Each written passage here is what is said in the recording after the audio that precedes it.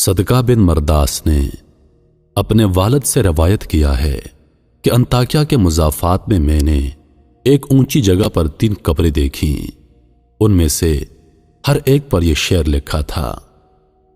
پہلی قبر پہ لکھا ہوا تھا، زندگی سے وہ شخص کیا لذت حاصل کر سکتا ہے جو یہ جانتا ہو کہ اللہ تعالیٰ اس سے ضرور باز پرس کرے گا اور اس سے بندوں کے ساتھ کی جانے والی ناانصافیوں کا بدلہ لے گا، اور جو بھلائیاں اس نے کی ہیں اس کی جزا دے گا۔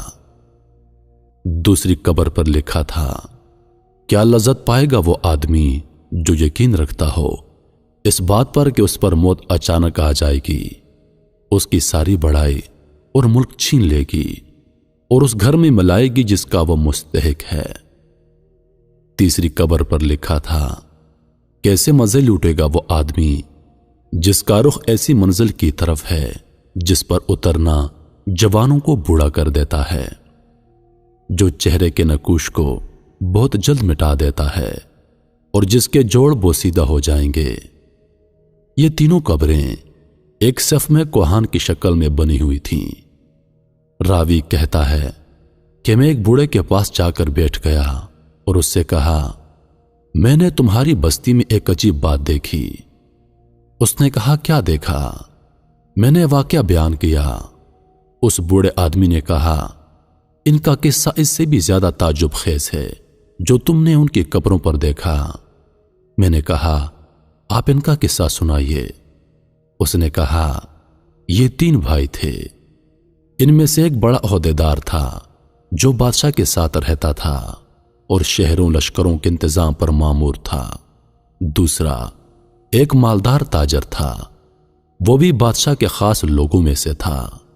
تیسرا ایک عبادت گزار آدمی تھا جو عبادت کے لیے اپنے آپ کو فارغ کیے ہوئے تھا۔ اس عبادت گزار کی موت جب قریب آئی تو اس کے بھائی اس کے پاس جمع ہو گئے اور کہا، اے میرے بھائی، آپ کو کچھ وصیت کرنی ہے تو وصیت کر دیجئے۔ اس عابد آدمی نے کہا، کیا وصیت کر لوں؟ اللہ کی قسم میرا کوئی مال نہیں ہے کہ میں وصیت کروں، نہ میرا کسی پر قرض ہے جس کے لینے کی وصیت کروں۔ میں نے دنیا میں کوئی چیز نہیں چھوڑی جس کے لوٹنے کا اندیشہ ہو۔ عہدیدار بھائی نے کہا، اے میرے بھائی، یہ میرا مال تیرے سامنے ہے، اس میں سے جو چاہو کہو اور جو دل چاہے وصیت کرو۔ اس آدمی نے اپنا رخ پھیر دیا۔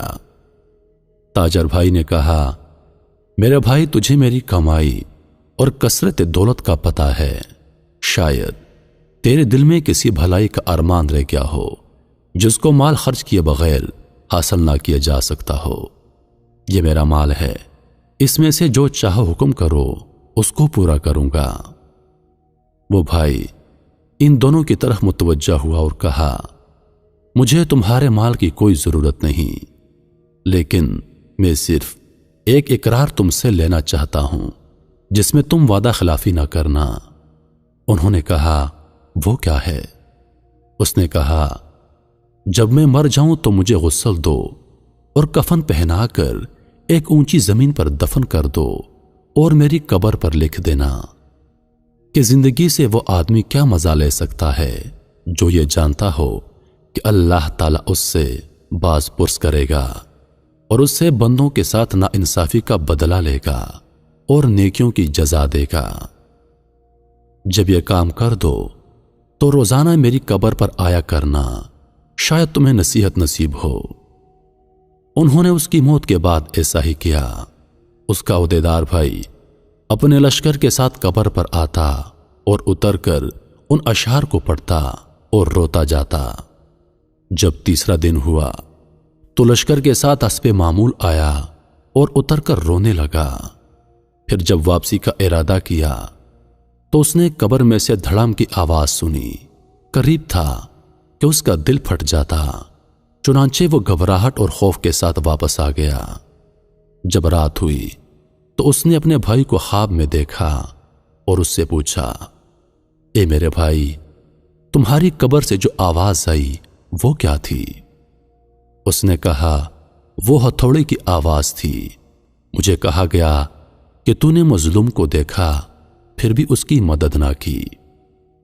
چنانچہ وہ آدمی صبح غمزدہ اٹھا اور اپنے بھائی کو اور دوسرے خاص لوگوں کو بلایا اور کہا، میں سمجھتا ہوں ہمارے بھائی نے جو اپنی قبر پر اشعار لکھنے کی وصیت کی تھی اس کا مقصد مجھے تنبیہ کرنا تھا، اور میں تمہیں گواہ بناتا ہوں کہ آئندہ میں تمہارے درمیان نہیں رہوں گا۔ چنانچہ اس نے امارت چھوڑ دی اور عبادت میں مشغول ہو گیا۔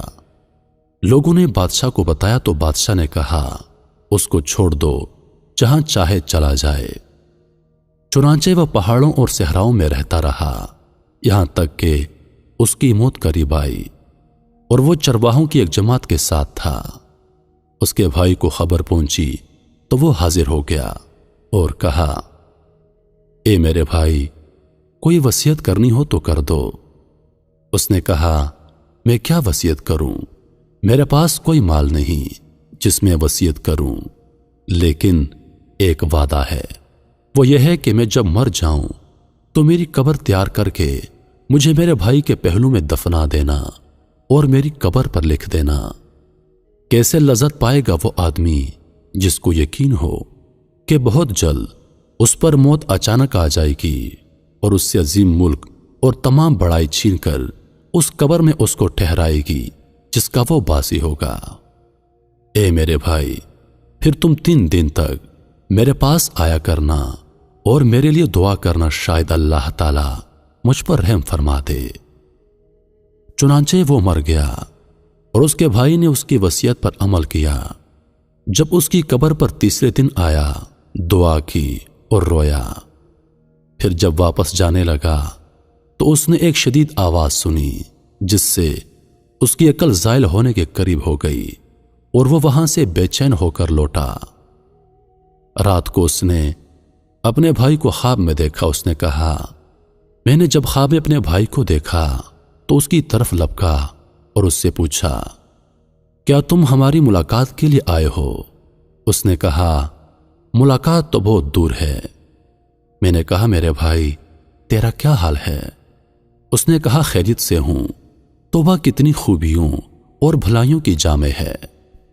میں نے کہا، دوسرا بھائی کیسا ہے؟ اس نے کہا، وہ تو نیک پیشواؤں کے ساتھ ہے۔ میں نے کہا، ہمارا حال کیا ہوگا؟ اس نے کہا، جس نے دنیا اور آخرت کے لیے جو کچھ کیا ہے وہ دیکھ لے گا، بس تم اپنی مالداری کو فقیری سے پہلے غنیمت سمجھو۔ راوی کا بیان ہے کہ اس نے دنیا سے کنارہ کشی اختیار کر لی، اپنے مال کو تقسیم کیا، جائیداد بانٹ دی اور اللہ تعالیٰ کی عبادت میں لگ گیا۔ اس کا ایک بیٹا بڑا ہو کر ایک خوبصورت اور باکمال نوجوان بنا اور تجارت شروع کی، یہاں تک کہ تجارت میں ایک خاص مقام حاصل کیا۔ اس کے باپ کی موت قریب آئی۔ اس نے اپنے باپ سے کہا، ابا جان وصیت کر دیجئے۔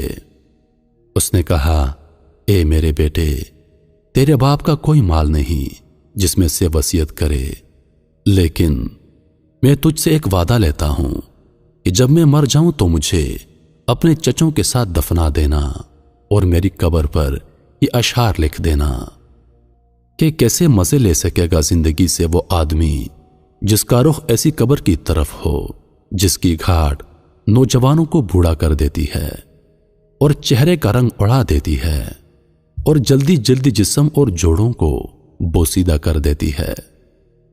جب یہ کام کر لو تو اس کے بعد 3 دن تک تم میرے پاس آیا کرنا اور میرے لیے دعا کرنا۔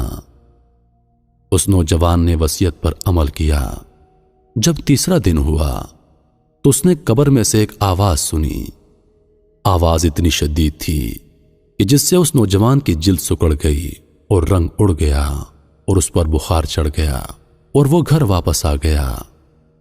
رات کو خواب میں اس کا باپ آیا اور کہنے لگا، میرے بیٹے، تم ہمارے پاس آنے سے نزدیک ہو اور موت قریب تر ہے، بس تم اپنی سفر کی تیاری کر لو اور کچھ کا بندوبست کرو، اپنا سامان اس گھر سے باندھ لو جس سے تمہیں نکلنا ہے، اس گھر کی طرف جس میں تمہیں جانا ہے، اور دھوکے میں نہ رہو، کہ لمبی لمبی امیدیں لگا کے جیسا کہ تم سے پہلے لوگ دھوکے میں رہے اور اپنی آخرت کے معاملے میں کوتاہی کی، نتیجہ موت کے وقت ان کو شدید ندامت لاحق ہوئی اور عمر کی بربادی پر افسوس ملتے رہے۔ چنانچہ نہ ان کو افسوس نے فائدہ پہنچایا اور نہ ہی کوتاہیوں پر شرمندگی نے ان کو اس شر سے نجات دلائی جس کا وہ سامنا کریں گے قیامت کے دن اپنے بادشاہ کی طرف سے۔ اے میرے بیٹے، جلدی کرو، جلدی کرو، بس جلدی کرو۔ عبداللہ بن صدقہ کہتے ہیں کہ جس بوڑھے نے واقعہ سنایا اس نے بتایا کہ جس رات اس نوجوان نے یہ خواب دیکھا، صبح میں اس کے پاس گیا تو اس نے وہ خواب ہمیں سنایا اور کہا، مجھے یقین ہے کہ بات ایسی ہی ہے جیسے میرے باپ نے کہی، اور میں سمجھتا ہوں کہ موت میرے سر پر منڈلا رہی ہے۔ رشتہ داروں اور لین دین والوں سے معاملہ صاف کیا، سلام کہا اور لوگوں سے الوداع کہا۔ لوگوں نے اسے الوداع کہا جیسے کسی کو کسی چیز سے ڈرایا گیا ہو اور اس کو اس کی توقع بھی ہو۔ وہ کہتا تھا کہ میرے باپ نے کہا، جلدی کرنا، جلدی کرنا۔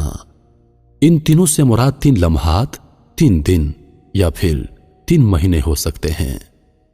چنانچہ وہ نوجوان 3 دن تک صدقہ کرتا رہا۔ جب اس خواب کو تیسرا دن ہوا تو اس نے صبح سویرے اپنے اہل عیال کو جمع کیا اور ان کو الوداع کہا اور سلام کہا، پھر قبلہ رخ ہو کر لیٹ گیا اور آنکھیں بند کر لیں اور کلمہ شہادت پڑھا اور وفات پا گیا۔ اس کے بعد ایک عرصے تک لوگ اس کی قبر پر دور دراز سے آتے اور نماز پڑھتے تھے۔ میرے محترم عزیز دوستو، بے شک جو انسان سچے دل کے ساتھ اللہ کی طرف رجوع کرتا ہے تو اللہ تعالیٰ اس کی دعا قبول فرماتا ہے۔ اس لیے ہمیں چاہیے کہ ہر حال میں اللہ تعالیٰ کی طرف رجوع کریں اور اس سے مانگتے رہیں۔ زندگی کا کوئی بھروسہ نہیں، دنیا کا مال دنیا میں رہ جانا ہے۔ ہمارے ساتھ جو قبر میں جائے گا وہ ہمارے اعمال ہوں گے۔ لہذا اللہ نے ہمیں موقع دیا ہے، ہمیں وقت دیا ہے کہ دنیا میں اچھے اعمال کرو، اچھے کام کرو تاکہ قبر میں وہ تمہارے کام آئے۔ میرے عزیز دوستو، خوش قسمت انسان وہ ہے جس کو مرنے سے پہلے بات سمجھ آ گئی اور اس نے مرنے سے پہلے اپنے آپ کو اس جہان کے لیے تیار کر لیا۔ اللہ تعالی ہم سب کو اس واقعے سے سبق حاصل کرنے کی توفیق عطا فرمائے، آمین